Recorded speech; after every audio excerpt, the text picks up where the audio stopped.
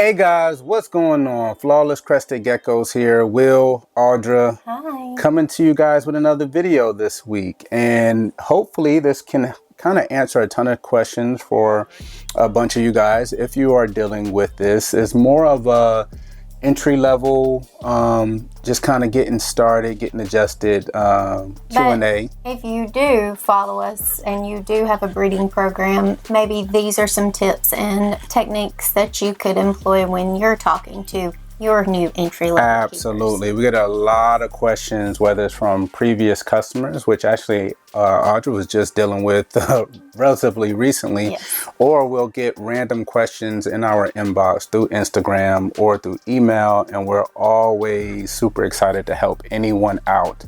You never know, the person that you help out in this industry, in this hobby, may end up becoming a future customer of yours. Yeah. Or if not, at least spreading by word of mouth how good and great that you treated them in your interaction, that maybe you can actually get other customers to stem from that. You may end up finding friends for life too. Absolutely. You gotta, always take that into consideration that, hey, it's nice to just be good to people, period. So the topic of this is, how do you get your Crested Gecko adjusted once you purchased and picked them up? And what's the best way to kind of continue their growth? What's the best enclosure setup? Again, there's no pros and cons. This is strictly a video to help anyone out that's possibly having some issues. So let's dig in. So let's discuss first off, as a breeder or as a seller, and you are actually faced with a new customer and they ask you, how do I set up for this gecko going home? Let's talk about that first. So every customer that we get that is a new keeper, we have the same conversation with them. And we always recommend that when you take your gecko home, obviously this would be a brand new keeper with no other geckos, no other reptiles in their home. So we advise them, take them home into what we call a quarantine period, into a quarantine style enclosure. These enclosures are relatively small and they're relatively bare of a lot of stuff in them. And this is just like around a 2-week period where you let them get settled in, let them get into an environment that they are used to at that point. We tell you to put food and water in there and nothing else. Just leave them alone. Don't get them out. Don't touch them. Don't be on top of them. Don't hover around them. Exactly. Because you end up stressing them out. It's like an observation period. And again, to the veterans watching this video, or the intermediate keepers, if you guys already know what to do, or your procedures or standards of operation work for you, again, this is only a video to help the people that actually have some questions and having issues. Absolutely. There's a million different ways to do this, and this is just one for your toolbox. A lot of our new buyers, they've already done their research. They already have a lot of their enclosures set up. A lot of them like to, decorate their enclosures, whether they're real bioactives or whether they're big tubs or whatever they decide to do.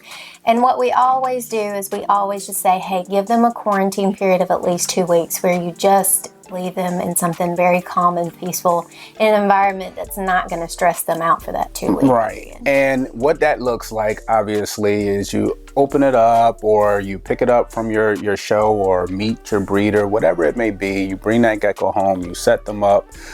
Yes, you can check their weight, and then, put them away into their temporary home, or if all you have is their home, set them up in their home. That's fine as well. But at that point, you want to go into observation mode. You just want to kind of look at them. We understand. We've been there, guys. I promise you, we've been there. I think there is a benefit to having a ton of geckos, because you can kind of go to, your old faithful, your favorites, and, pull them out and look at them and play with them and enjoy them. But when you're trying to get a gecko adjusted to how you keep things at your new place, at your home or facility, they're going to have to get adjusted as well. So you're going to want to kind of leave them be, be. Make sure they have water, whether you miss, whether you provide a water bowl, make sure they have their food, and you just kind of glance in every now and then, making sure they're good. And over that time period, depending on how many times you feed, whether it's 2, 3 times, again, leave them be, and then now introduce yourself more to them, maybe once a day, handling them, trying to no learn more them. Than 5 to 10 minutes at a time. Yes. When you first start off handling them. And again, this is to the new beekeeper or the problematic issues of keeping a brand new species. This is more so trying to deal with that. As well as, are you guys needing some assistance with your crested gecko breeding programs? Well, check out our Patreon. We've been running it here now for pretty much close to 2 years. Everyone's been extremely excited. We keep adding new perks every time you guys turn around. We give away Xanthics, we give away high whites, we give away lily whites. We actually upgraded this year to, we're giving away over 12 geckos every single year. That averages out to at least a gecko a month, and we've been doing over that. So you are not going to want to miss becoming a part of the Flawless Crested Geckos Patreon family. There's 2 tiers. There's a $50 tier and there's a $100 tier. You get all your funds back in the form of Flawless Crested Gecko savings account. You can take advantage of having 5% additional off by being a Patreon member, as well as having year-round free shipping. You guys are not going to want to miss this, so go head over to patreon.com/Flawless Crested Geckos. Sometimes you kind of get through that entire phase, and now you're faced with a new issue. Your gecko isn't growing, and your gecko isn't growing maybe from several different issues. Maybe it is growing, and you don't even know it. Because these geckos are small, they have small tummies, they grow at their own pace. At times you have to understand space and enclosure, leaving from one facility, depending on whether they had a large enclosure, smaller enclosure. You want a good rule of thumb is you want to grow your enclosure with your gecko. Okay, so if you have a smaller gecko, sub 10 grams, don't put them in a very large enclosure. We constantly get this from a lot of new keepers, and honestly keepers who have been into other species. Yes. And they just don't understand necessarily straight off the bat a crested gecko. And we, a lot of times we'll get them, they'll call us back and they're like, hey, my gecko just isn't growing. It's, 2 years and it's this size and it's just not there. And immediately our first question is, what size enclosure do you have it in? Right. And a lot of times it's way over what they need for their particular stage in life. What happens is, again, like he was saying earlier, they have small tummies, they are small creatures, and they don't eat a ton. Right. Here at Flawless, we feed our guys, twice a week. We feed ours on Mondays and on Thursdays, and then we add calcium dusted crickets at the end of the week. But a lot of people, they may not choose to feed crickets or live bugs. They may just choose to do crested gecko diet. And if that's the case, that's fine for a keeper. But a lot of times that type of food, if they're in a larger enclosure, they're pretty much running around burning off every bit of calories that they've just ingested in their food. So a lot of times the larger the enclosure with the small animal, they either A, can't find their food, or B, they're running all over the place because they're super active at night when you're not up with them. Right. And, we've been breeding for quite some time now. We tell her a lot of our information to both sides of the coin, the pet keeper as well as the breeder side. And even in this video, we don't want to kind of exclude anyone outside of this video.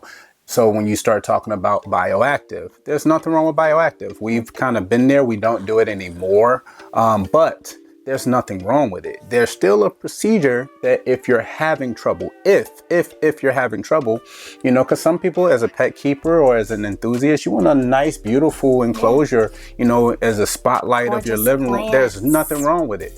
So the way you would go about that is plant your plants, grow your enclosure out. grow your bioactive out. But if you have a smaller gecko, make sure, and there's cheaper options out there as well, you can go get tub setups just so you can grow your enclosure with your gecko to the point where it's okay, cool. My gecko's 30 grams, 35 grams, whatever you feel comfortable with. Now you can move them into their forever home, into your beautifully planted bioactive enclosure.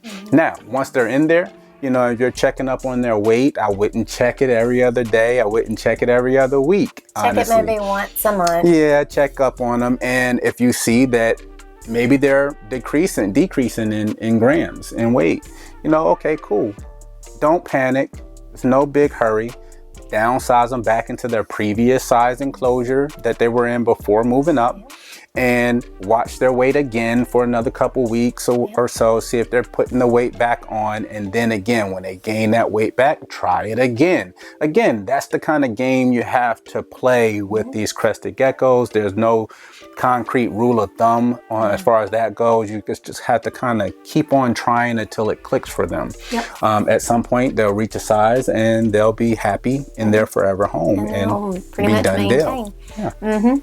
We love, you know, doing the grow with the gecko size enclosure. That's how we do everything here at Flawless. We cycle them up as they grow. And it has proven to work time and time again. Absolutely. And we even get comments or messages back from the people that we've helped. They're like, oh, you know, he or she is growing. So thank you so much. We really, really appreciate it. So there are a lot of people out there that are in need of this specific information. And again, we're not out here trying to say that, hey, we know it all. This is just actually an opinion and our experience, you know, as far as it goes. It's just through the education that we've attained over the years and seeing it happen over and over again. It's replicatable.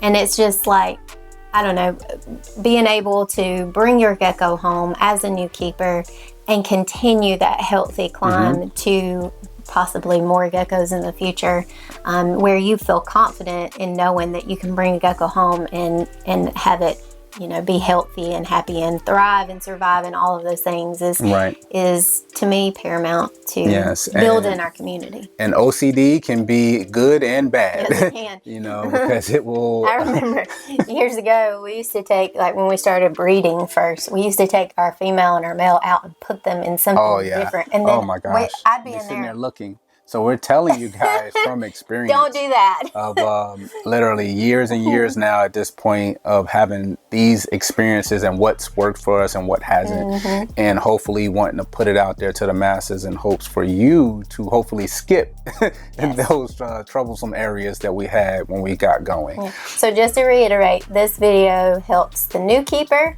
on quarantining your gecko when you take them home for the first time, and even the veterans. All in the setup process and the experience. But it's Will, it's Audra, Flawless Crested Geckos, and we are out. Bye.